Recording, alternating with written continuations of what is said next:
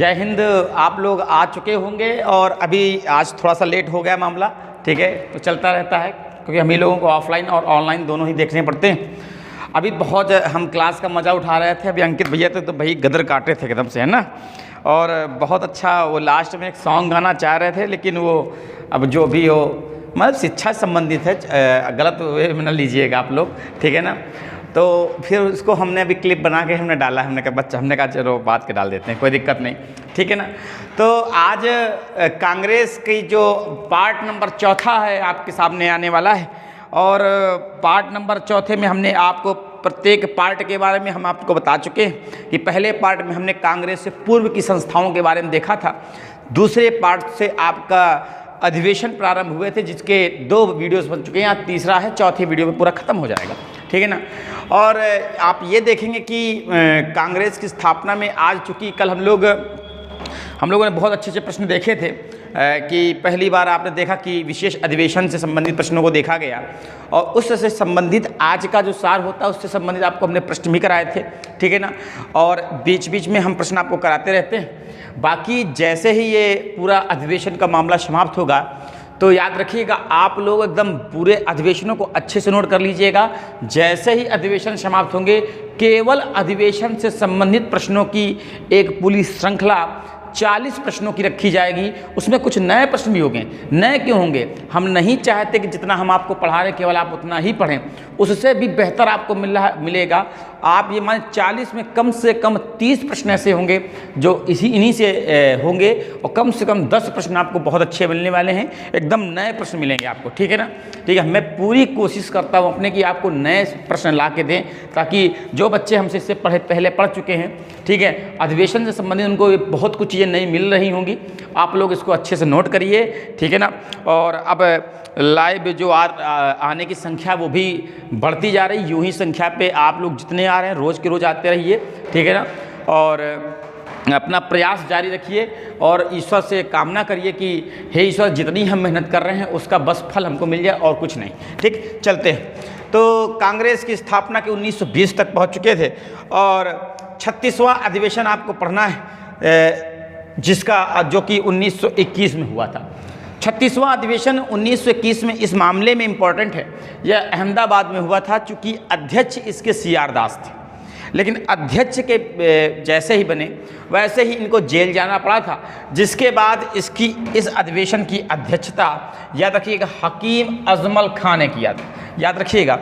और जो चूँकि अब देखिए क्या हुआ था कंडीशन की, मान लीजिए हम अध्यक्ष हो गए और हमको इसके बाद कल जनता को संबोधन करना है, जनता के अंदर जोश भरना है, लेकिन उसके पहले ही हमको गिरफ्तार कर लिया गया है। तो आखिर जो हमारा एक उद्देश्य था उसको जनता तक किसने पहुंचाया था? वो याद रखिएगा भाषण पढ़ा था सरोजनी नायडू ने, ठीक है ना। देखिए अब उभरते हुए लोग आ रहे हैं, सरोजनी नायडू जिनके बारे में आपने देखा था, सरोजनी नायडू जो सबसे पहले जिन्होंने कांग्रेस में शामिल हुई थी, बेटा डेट क्या है आप लोग को याद होना चाहिए, 1916 का लखनऊ अधिवेशन, ठीक है ना। लखनऊ अधिवेशन में याद रखिएगा सरोजनी नायडू शामिल हुई थी। याद रखिए इसके बाद महिलाओं में 1917 में एनी बेसेंट बनी थी, लेकिन इनकी भूमिका 1916 से ही स्टार्ट हो गई थी और कांग्रेस में शामिल हो चुकी। अब यहाँ पर इनकी भूमिका बढ़ रही है, और इनकी भूमिका क्या बढ़ रही है? देखिए आप कि मतलब कि किसी का भाषण एक महिला पढ़ रही है, और आप देखिए आपको लगेगा ये तो भैया नॉर्मल बात है। नॉर्मल इसलिए क्योंकि आज के परिप्रेक्ष्य में आप देख रहे हैं, लेकिन अगर हम उस समय के परिप्रेक्ष्य में देखें बहुत बड़ी बात है कि कोई लेडी इसको फ्रंट में लीड कर रही है आप बेटा, बहुत बड़ी बात है, ठीक है ना। तो याद रखिएगा CR दास का जो भाषण पढ़ा गया था वो सरोजनी नायडू ने पढ़ा था बेटा, ये बहुत इंपॉर्टेंट, ठीक है ना। अध्यक्ष CR दास थे, लेकिन वो जेल चले गए, तो उसके बाद किसने? देखिए इस प्रकार से प्रश्न बनते हैं, आपने ध्यान किया होगा। अभी आपको जब हम त्रिपुरी अधिवेशन पढ़ाएंगे तो उस पर आप देखेंगे कि प्रश्न कई बार आ चुका है कि सुभाष चंद्र बोस के त्यागपत्र के बाद, ठीक है ना, किसको अध्यक्ष बनाया गया था? डॉक्टर राजेंद्र प्रसाद को बनाया गया था, सबको पता है क्यों बनाया गया था, ये कंडीशन भी हमने आपको बताई थी, ठीक है ना। तो आप यहाँ पर एक चीज़ देखेंगे कि उसके बाद मतलब आपसे पूछा CR दास के जेल जाने के बाद उसके अध्यक्ष कौन थे? हकीम अजमल खां, ठीक। चलते हैं अगला 37वां जो अधिवेशन बेटा आपसे पूछा गया है, ये बिहार के पेपर में बहुत पूछा गया है कि वह कौन सा गया जो है नंबर भी पूछा गया है और जगह भी पूछी गई है। 37वां अधिवेशन जिसके अध्यक्ष पुनः CR दास बने और इसी में बेटा स्वराज्य पार्टी की स्थापना हुई थी, ठीक। और CR दास ने चूंकि कांग्रेस से इस्तीफा दिया था, हमने कंडीशन भी बताई थी कि जैसे ही ये घटना चौरी चौरा घटना जो 5 फरवरी 1922 को हुई थी, गांधी जी ने CR दास से विचार विमर्श नहीं किया था, जिसके कारण उनको थोड़ा सा आहत हुआ था। इसी आहत के चलते उन्होंने कांग्रेस से त्यागपत्र दिया और कांग्रेस से त्यागपत्र देने के बाद स्वराज्य पार्टी की स्थापना 1923 में की थी और मोतीलाल नेहरू के साथ मिलकर। तो ये प्रश्न आपके साथ, देखिए स्थापना की है लेकिन स्थापना का उद्देश्य नहीं बदला है बेटा। उद्देश्य क्या है? असेंबली में जाकर अंग्रेजों के जो कानून हैं उनका क्या करना है? विरोध करना है। लेकिन आप संख्या में कम हो, देखिए संख्या में कम होंगे तो आपको जो आपका उद्देश्य कहीं ना कहीं थोड़ा सा फीका पड़ जाएगा। हम आपके साहस की दाग देते हैं, नो डाउट बेटा। कम होकर भी किसी चीज़ का प्रतिकार करना ये बहुत बड़ी बात होती है। ये इनसे सीखना चाहिए कि हम कम हैं तो क्या हुआ। आप लोग देखते कुछ लोग होते हैं कि मान लीजिए जैसे कि पढ़ना स्टार्ट कर देते हैं तो वो उनको ग्रुप की ज़रूरत पड़ती है, ठीक है ना। हो सकता है आपके गांव में कोई नहीं पढ़ रहा तो इसका मतलब यह नहीं कि आप नहीं पढ़ोगे, आप उनमें से निकल के बाहर आइए और आप कुछ करके दिखाइए, तब ये बेटा आप एक CR दास आज इतिहास पर पढ़ाया जा रहा है ना, वैसे कुछ दिन बाद आपके क्षेत्र में आपका इतिहास चलेगा, ठीक है। चलते हैं, ठीक है। CR दास ने इस्तीफा दे दिया बेटा। अब आगे देखिए क्या होता है। आगे 38वां अधिवेशन बंगाल के काकीनाडा में हुआ था, ठीक है ना। और इसके अध्यक्ष थे मौलाना मोहम्मद अली, ठीक है। बहुत इम्पोर्टेंट है बेटा ये प्रश्न। देखिए अब यहाँ पर देखिएगा इसी समय विशेष अधिवेशन भी हुआ है और एक प्रश्न आता है सबसे कम आयु में कांग्रेस का अध्यक्ष किसे बनाया गया था? सबसे लंबे समय तक और सबसे कम आयु में। लंबे समय तक प्रश्न बात किया आएगा, लेकिन अभी आ चुका विशेष अधिवेशन तीसरा होने जा रहा है बेटा। आपने देखा पहला 1918 में हुआ, सैयद हसन इमाम। दूसरा विशेष अधिवेशन 1920 में हुआ है और 1920 में जो इसके अध्यक्ष थे लाला लाजपत राय थे। और तीसरा अधिवेशन विशेष हुआ है जिसमें अबुल कलाम आज़ाद बने हैं। लेकिन इन तीनों में सबसे कम उम्र के कौन थे बेटा? अबुल कलाम आज़ाद, ठीक है ना। बहुत अच्छा प्रश्न है, इसको इसी प्रकार से बेटा आप नोट कर लेंगे। हाँ, थोड़ा सा पीछे हम हटे नहीं थे लास्ट टाइम, हमसे थोड़ी गलती हो गई है तो थोड़ा पीछे वाला मैं हट जाता हूँ ताकि बच्चा स्क्रीनशॉट लेता जाए बेटा। इसका बेटा स्क्रीनशॉट लेते जाइएगा, ठीक है ना। हाँ, इसका पूरा ले लीजिए आप, ठीक है ना। हाँ, इसके बाद देख लीजिए, ये भी हो गया, ठीक। 39वां समय आ चुका है, बेलगाम कर्नाटक में अधिवेशन है और जो गांधी जी 1901 में कलकत्ता कांग्रेस में शामिल हुए थे, पुनः साउथ अफ्रीका गए। 9 जनवरी 1915 को विश्व युद्ध चल रहा था उस समय भारत वापस आते हैं। 1917 से एक क्रियात्मक रूप से लगेंगे और चंपारण प्रारंभ करेंगे। इसके बाद लगातार बैक टू बैक एकदम बाउंसर छक्का सब हर प्रकार के इनके पास हथियार हैं। हथियार ऐसे हैं, ठीक है ना। कुछ लोगों को गांधी जी का नेतृत्व थोड़ा सा बुरा लगता है कि गांधी जी बेटा, कुछ लोगों को पसंद नहीं होता। एक्चुअली में जो उग्र टाइप के लोग होंगे ना उनको पसंद नहीं आएगा, ठीक है ना। एक्चुअली में देखो गांधी जी से आपने अगर किसी भी व्यक्ति के बारे में एक तरफा होकर सोचा है तो आप फिर उसको सोच नहीं पा रहे हैं। यहाँ देखिए गांधी जी के व्यक्तित्व से आप कुछ न सीखिए, इतना केवल सीख लीजिए कि अगर गांधी जी ने आज हमको अहिंसा की बात ना बताई होती तो शायद आज समाज हिंसक होता। वो बड़ी बात नहीं बेटा कि एक पुत्र अपने पिता की भी इज्जत ना करता, ठीक है ना। आज जो पिता, एक पुत्र जो है ना अपने पिता के झुककर पैर छूता है, हर एक चीज़ का मतलब वो लड़ाई से नहीं निकालता, उसमें सबसे बड़ा योगदान इन्हीं का है, याद रखिएगा, ठीक है ना। तो 1924 बेलगाम कर्नाटक के अध्यक्ष महात्मा गांधी, ठीक है ना। इसी समय देखिए आप देखिएगा, हमने आपको बताया था कि कांग्रेस और लीग का जो समझौता हुआ था एक साथ मिलकर काम हुआ था और मिलने की बात हमने आपको बताया था लखनऊ, जिसमें अंबिका चरण मजूमदार इसके अध्यक्ष थे। तो देखिए कांग्रेस वो 1916 में ये लीग और मुस्लिम लीग एक हो गई थी, ठीक है ना। लेकिन फिर अलग कब हुई है ये प्रश्न बेटा अभी तक नहीं आया है कि बेलगाम कर्नाटक महात्मा गांधी का बेटा वो अधिवेशन था, ठीक है, जिसमें कांग्रेस और मुस्लिम लीग अलग हो जाती हैं। ये प्रश्न इंपॉर्टेंट, इसको नोट कर लीजिएगा, ठीक है। चलते हैं,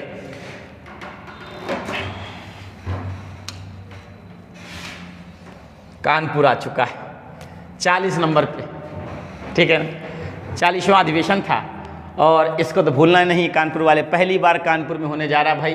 और 1925 है। और वही सरोजनी नायडू जिन्होंने 1916 में प्रारंभ किया, कांग्रेस में अपना भाग लिया, ठीक है ना। और ये आ चुकी है, ये पहली भारतीय महिला बनेगी। देखिए टोटल 3 महिला हैं, एनी बेसेंट है, सरोजनी नायडू है, नलिनी सेनगुप्ता है, ठीक है ना। आप डेट भी याद कर सकते हैं, 1917, 1925, 1933, ठीक है ना। आप देखेंगे सब में 8 वर्ष जुड़ रहे हैं, 8 वर्ष जोड़ते रहेंगे आप महिलाएं पा जाएंगे। पहली डेट याद रखिएगा, चंपारण के समय कौन थी बेटा? Annie Besant. तो यहाँ पर आप देखिएगा कि 40वां अधिवेशन जो कि 1925 कानपुर में हुआ है, और जितने यूपी वाले हैं उन पर थोड़ा सा आपको गौर रखना है, ठीक है ना, क्योंकि यूपी स्पेशल भी यहीं से आपका कंप्लीट होगा, ठीक। 41वें अधिवेशन की बात करते हैं। 41वें अधिवेशन में बहुत अच्छा एक प्रश्न हम ढूंढ के लाए हैं, आपको ये प्रश्न बहुत अच्छा लगेगा बेटा, ये वाला प्रश्न, ये इंपॉर्टेंट भी है। आगे जो नए प्रश्न बनेंगे वो इसी प्रकार से बनेंगे। 41वां अधिवेशन गुवाहाटी में हुआ था, ठीक है ना, और 1926 में अध्यक्ष थे एम श्रीनिवास अयंगर जी। और यही वो अधिवेशन था जहां पर कांग्रेसी नेताओं ने खादी, याद रखिएगा, खादी पहनना अनिवार्य कर दिया था। मतलब कि आपका जो एक पोशाक होगा वो खादी वाला होगा, ठीक है, जो आपका कुर्ता पैजामा जो भी चलता है, ठीक है, वो खादी के बने होंगे बेटा। और ये किस अधिवेशन में अनिवार्य किया गया था?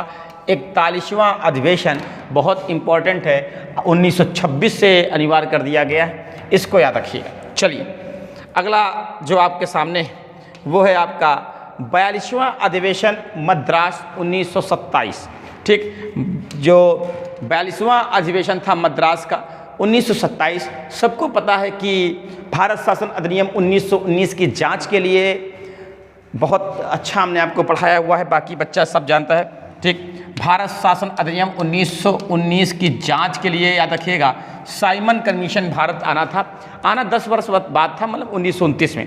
लेकिन उस समय 1929 में वहाँ पर चुनाव होने थे, और इस नियम को वो अच्छा दिखाने के लिए उन्होंने 2 वर्ष पहले ही इसको भारत भेज दिया था।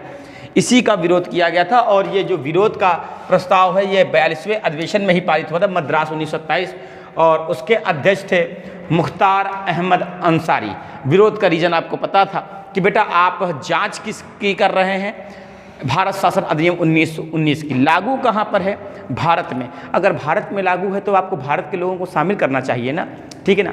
आप खुद सोचिए कि अगर आप अपना रिजल्ट स्वयं तय करने लगे, अगर मैं ही बोल दूँ ना, जैसे आजकल होता है कि अपनी ही चीज़ों को मुझसे अच्छा कुछ नहीं, मुझसे अच्छा, देखिए हम अच्छे कर सकते हैं, हम अच्छा करने की कोशिश करेंगे, हम अपना प्रयास जारी रखेंगे, ठीक है। ये आपका आत्मविश्वास होता है, लेकिन हमें से अच्छा कोई नहीं है, हमसे अच्छा कोई कर नहीं सकता, ये आपका अहंकार होता है। केवल शब्दों का खेल है बेटा, और सोच का फेर है, ठीक है ना। बहुत से लोग हैं जो बहुत कुछ करते हैं, कुछ नहीं कहते, और कुछ वैसे भी होते हैं जो करते भी हैं तो कह देते हैं, कह दिया तो काम बेकार है, ठीक है। चलिए, और ये 42वां आपके सामने, आगे चलते हैं, ठीक।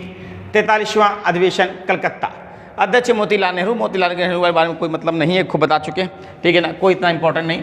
हाँ, 44वां अधिवेशन लाहौर 1929, पंडित जवाहरलाल नेहरू पहली बार कांग्रेस के अध्यक्ष पद पर आ रहे हैं बेटा। और रावी नदी के किनारे अर्धरात्रि में झंडा गाड़ा जाएगा और पूर्ण स्वराज का प्रस्ताव पारित किया जाएगा, ठीक है, बहुत इंपॉर्टेंट, ठीक है। हालांकि इसके बाद नेहरू कमेटी आएगी जिसमें डोमिनियन स्टेट की बात की जाएगी, और इससे नाराज होकर जेएल नेहरू और इन्हीं के जो साथी सुभाष चंद्र बोस दोनों ही त्यागपत्र दे देंगे और इंडियन इंडिपेंडेंट लीग की स्थापना करेंगे।